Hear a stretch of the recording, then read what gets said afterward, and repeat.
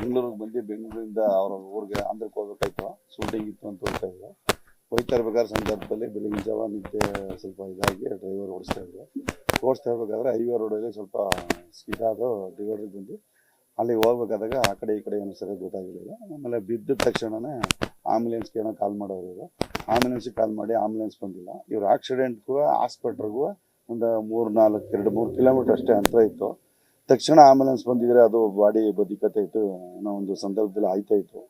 Ambulance ಹೈವೇನಲ್ಲಿ ಆಂಬುಲೆನ್ಸೇ problem ಆಗಿರೋದ್ರಿಂದ ಸ್ವಲ್ಪ ನಮ್ಮ ಕಸ್ಟಮರ್ಗೆ ಆಗಲಿ ಓಡಾಡೋ ವೆಹಿಕಲ್ಗಳಿಗೆ ಆಗಲಿ ಯಾವುದೇ ಆದಂಥ ಅನುಕೂಲತೆ ಇಲ್ಲ. ಸರ್ಕಾರ ಮೇಲೆ ಏನೇ ಆಗಲಿ ಆಂಬುಲೆನ್ಸು ಹೈವೇನಲ್ಲಿ ಒಂದು ಆಂಬುಲೆನ್ಸು ಬಿಡ್ತಾ ಇಲ್ಲ.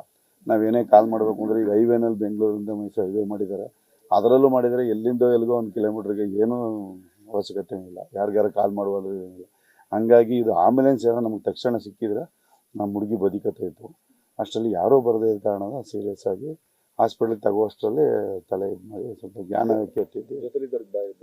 ಜೊತೆಲಿದ್ದವ್ರಿಗೆ ಏನು ಜಾಸ್ತಿ ಏಟ್ ಆಗಿಲ್ಲ, ಮೈನರ್ ಆಪ್ರೇಷನ್ ಕೇಸ್ ಅಷ್ಟೇ, ಫ್ರ್ಯಾಕ್ಚರ್ ಆಗಿದೆ, ಯಾರಿಗೇನೂ ಆಗಿಲ್ಲ. ನಮ್ಮ ಇನ್ನೊಂದು ಹುಡುಗಿ ಇತ್ತು, ಆ ಹುಡುಗಿಗೆ ಏನೂ ಆಗಿಲ್ಲ.